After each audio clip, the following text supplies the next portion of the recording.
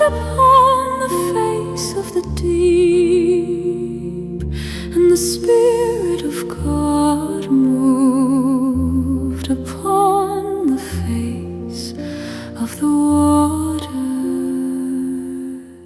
And God said, "Let there be light," and there was light.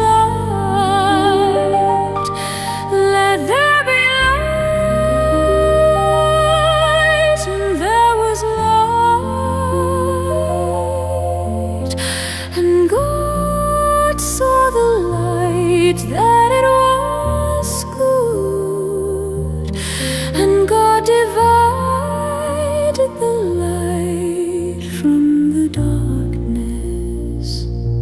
And God called the light day, and the darkness He called night. And the evening and the morning were the first day.